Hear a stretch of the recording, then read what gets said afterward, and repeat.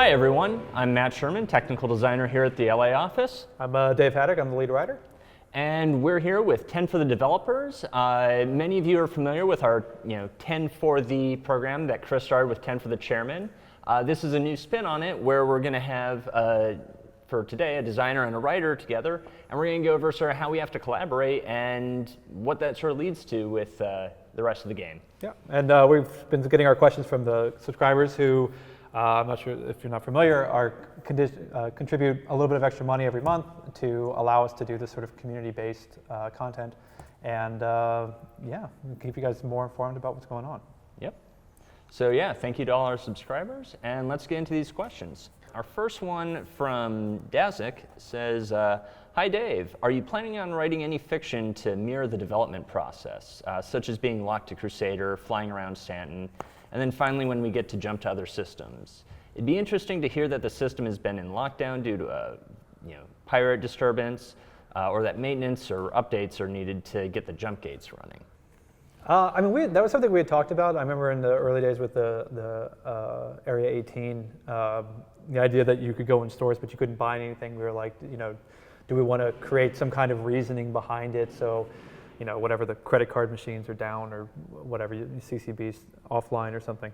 And then we kind of stopped talking about it. I mean, I think part of it was because, particularly with like the PTU that's coming on, that we're working on, like the large world, it was supposed to be mostly a test bed. Yeah. So we wanted to be able to try stuff and get it in the game and start to figure out what would become the PU would work ultimately. And so I think basically if we started adding fiction to it, then we would have to come up with fiction as to why things changed. And it just felt like it would probably be easier to just free ourselves from that and just be able to iterate rapidly on, as new systems come online, we can start incorporating them and stuff like that. Yeah, even from the design side, I mean, like, as great as those things would be, not having that overhead constraint really lets us make sure that the design and the gameplay can come through. Yeah. But now once we get the whole thing up and running though, we've got like the real PU all built out. Do you think that's something that we can probably explore then later? I feel like it probably will, just because, I mean, Chris likes packaging stuff in the fiction because it gives you sort of a context that lets you know sort of what the parameters of what you're playing with. So I think it's definitely possible down the line. Yeah. But yeah, it seems like once we kind of solidify the foundation more and the sort of core mechanics, that probably it'll be more likely. Cool. Next question. This is from Ramson Cole. I was wondering about the addition of belly cameras to the ships to facilitate landing. It's awfully hard to land manually when you can't see what's below you. I know I could change my view, but that takes away from the immersion aspect for me. Yep. So definitely a great idea. One of the current challenges with that is just how CryEngine handles picture-in-picture, so it may not be the most immediate thing, but I could definitely see us almost adding a different view where it is than that belly camera landing view, because I mean, a lot of people do like the manual control, the manual feel on everything as opposed to the automated assist. So longer term, it's absolutely something we can explore, but it probably won't be something where you see a panel on your dashboard change like a live to show feed or something like that. Yeah, right. It most likely wouldn't take that shape, but it's absolutely something to look into. Yeah, particularly because I crash a lot. Right. All right. So our next question comes from Superfly2, asking, how hard is it to concept and write about alien races as opposed to humanity? That is a good question.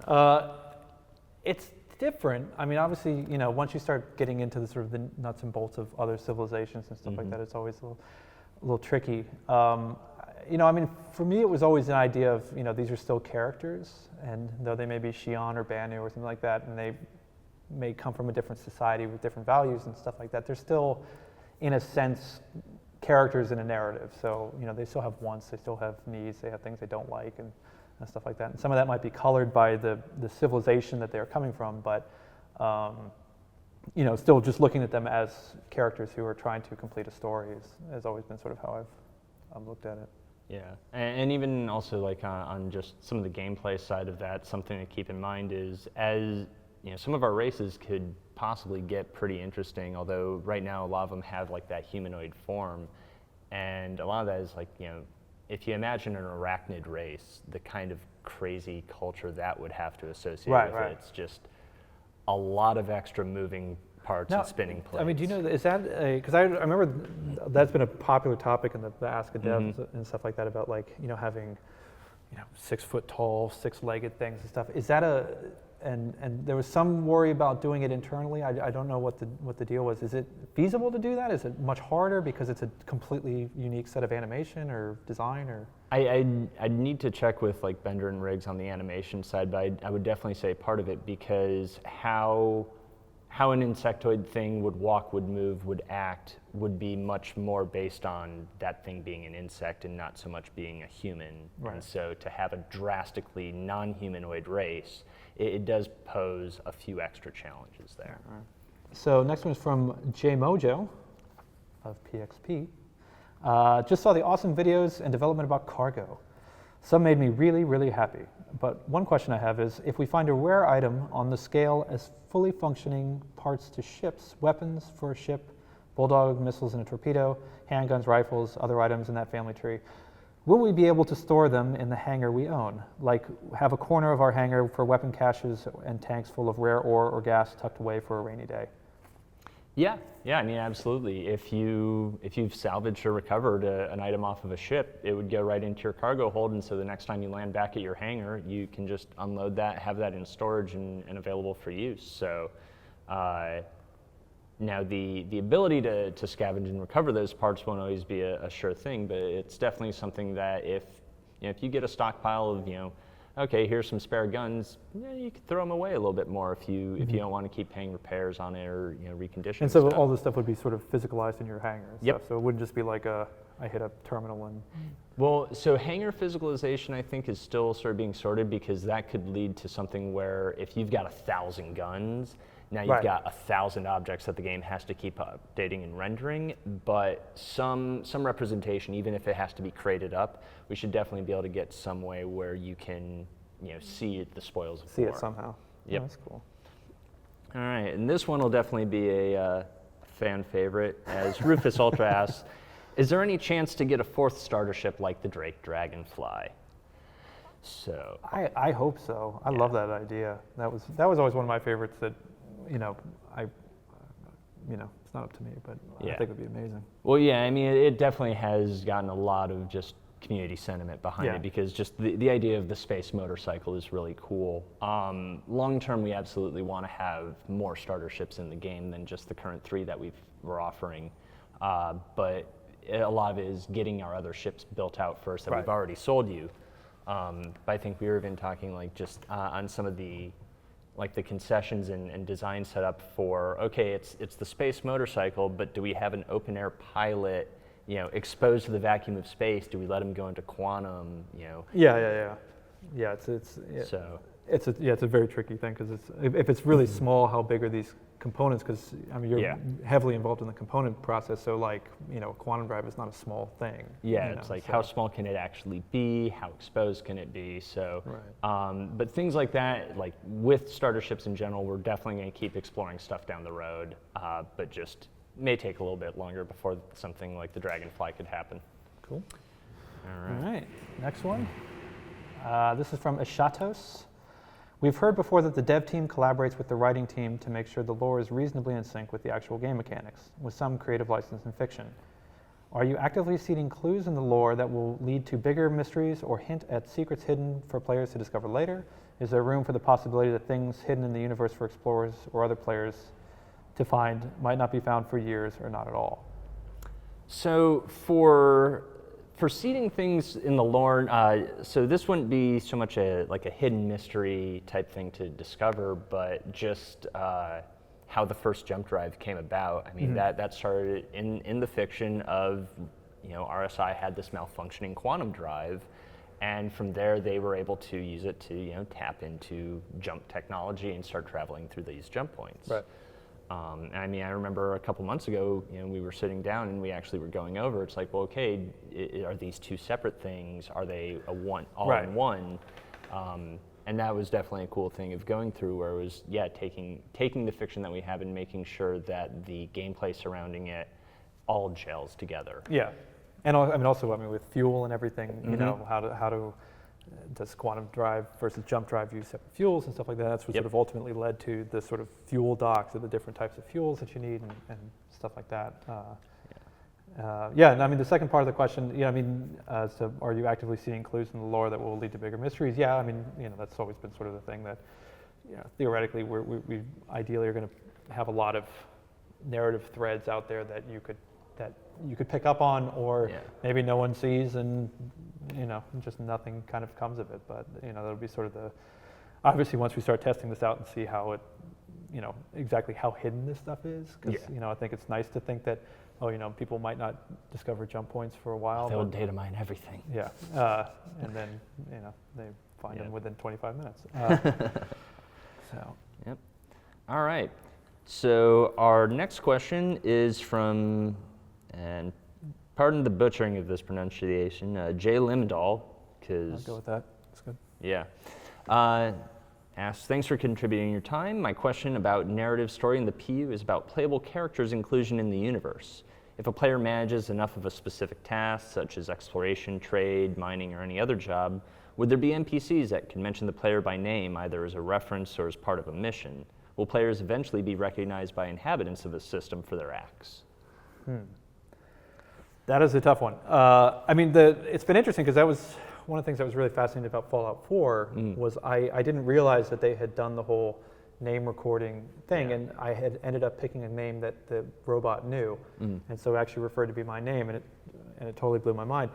I mean, that being said, it's a really, really complicated technical thing to accomplish, because invariably it feels like you have to do so many voice recordings and so many variables and stuff that people will always feel left out because you're not going to get everyone's name. It's just not a feasible reality. But now more to like a player's actions, I could definitely see us getting something where, at least based on your reputation, you could have something where, you're the hero of the UEE, and when you're walking around, people might at least act a little bit. Yeah, like I mean, I guess it becomes more strategic. It's like, or how we frame it. Like I mean, the classic example is you were the one who killed Dread Pirate Roberts. You might be walking down the street and someone might go, they killed. That's the one. That's the guy / girl that killed Dread Pirate Roberts, because then you only have two options that you need to record. Or whatever. But then it feels like the universe is dynamically reacting to the stuff that you've done.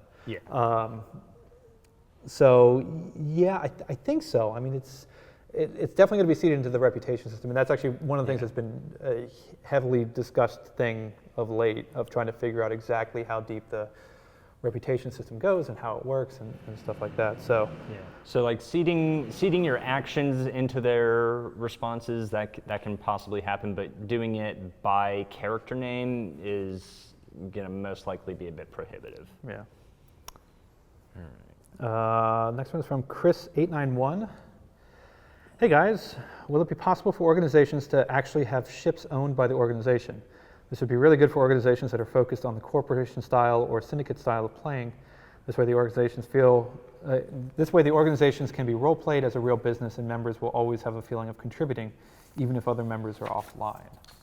So yeah, we're definitely looking at some more expanded features and just gameplay for how organizations will interact with each other. I know for a long time we've always been building that, at least some way that you can share ships within your organization. The exact details of how that'll structure out is still being sorted, and whether or not you'll have almost an organization coffer where it's like the organization saying, hey, we need to buy an Idris. Everyone just chip into this pool, and that goes through. That'd be a little up in the air, because at a certain point, someone needs to own something, so it may just default to ownership of like the organization leader. But the ability to share out and allow others to use your ships in a big group is definitely a big thing that we want to deliver. Like with digital key rings. Oh yeah. Just drops keys in a bowl. Yep. And then our next question is from Grand Admiral Kern, asking about, will alien tech sometimes be better than UEE tech? For example, Banu, more efficient jump engines or scanners, weapons, things to hang off the side. Will alien tech be usable on UEE ships at the same level of effectiveness the equipment has on its native vessels? I mean, we've always sort of established that a lot of the aliens, the big alien races, civilizations, are roughly around the same technological level, just because it felt like if somebody had was far advanced than humanity, then maybe they would just, if the Xi'an were super powered basically compared to humanity, they would just wipe humanity out and it wouldn't be much of a war. So it's that idea that like everybody can kind of hurt everybody, was kind of important, and plus, but that being said, like each one sort of will have things that they'll specialize in, that they're better at. I mean, we've already sort of seen it with some of the Xi'an ships, that they tend to be very vertical. They have fewer main thrusters. They have more maneuvering thrusters, type stuff. So it's trying to give them different feels and flavors and stuff like that. Yeah, and even down to the nitty gritty of the parts or the components, there can definitely be some things where Banu make and model things like a scanner could have some different parameters that a UEE make and model scanner wouldn't have favored. But it would always sort of be a give and take, where it's like you're gonna equip either Banu or Xi'an tech for this purpose, and it wouldn't so much be just a general always better type of thing. Right. But do you think, as far as like, can I take an RSI ship and put in a Banu scanner? Yeah, I'd definitely say so. I mean, that's also sort of why we did some of the component size standardization, so that we've got the housing in the box for this is the volume of a small class power plant or a small class radar. But what each individual race and manufacturer delivers for that could look very different, while the functionality and that interfacing into the ship is still very much the same. Or it's converted to fit that thing. Adapter plates. Yeah. We gotta go before construction starts again. This is from Fallon Light.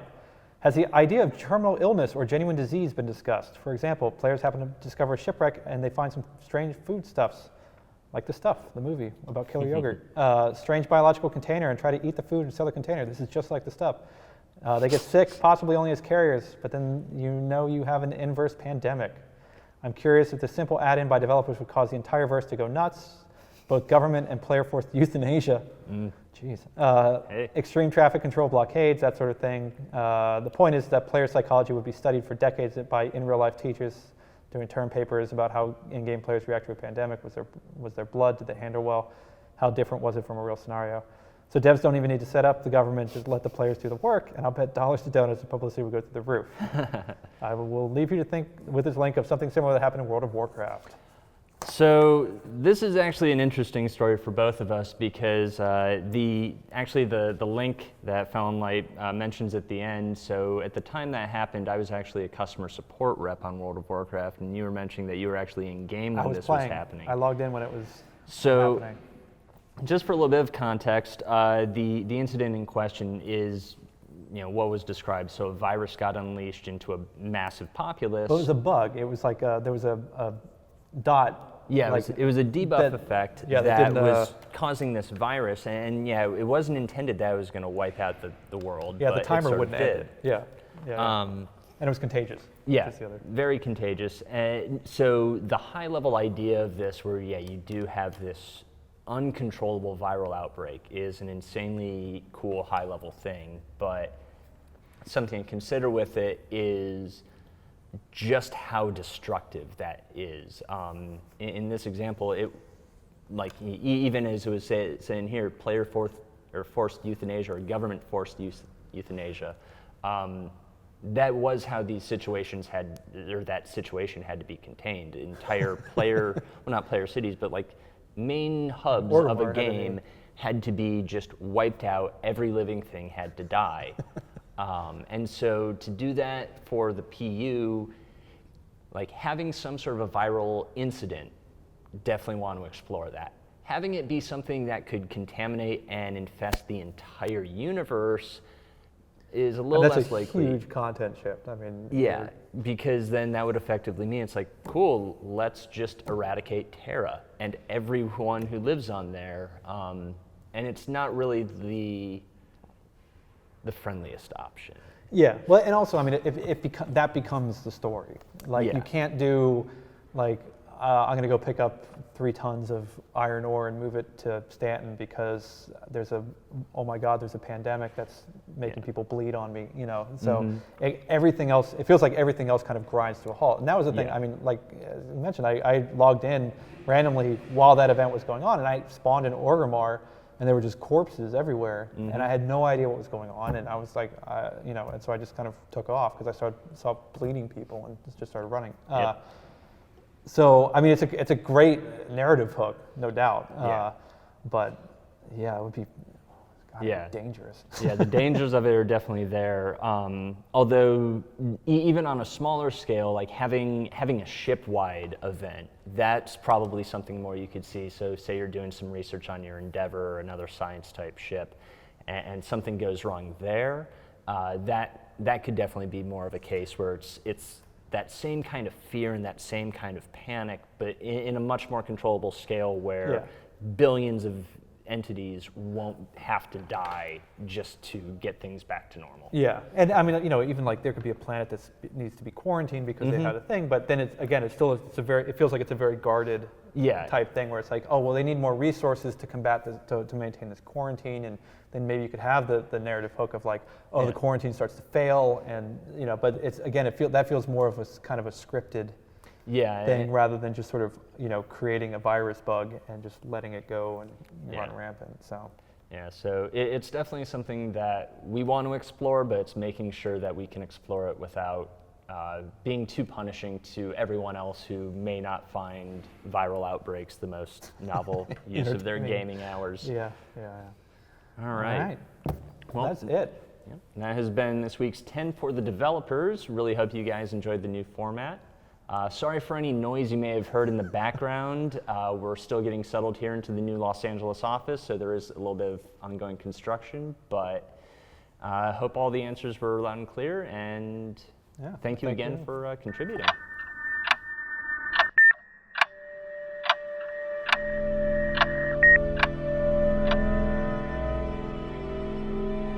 Hey guys, thanks for watching 10 for the Chairman. If you guys would like to see more episodes, go here. If you guys would like to subscribe to our YouTube channel and always keep up to date with all our video content, go here. And if you guys would like to watch episodes of Around the Verse, go here please. And I will see you in the verse. This video made possible by the ICC Stellar Surveyors and subscribers like you.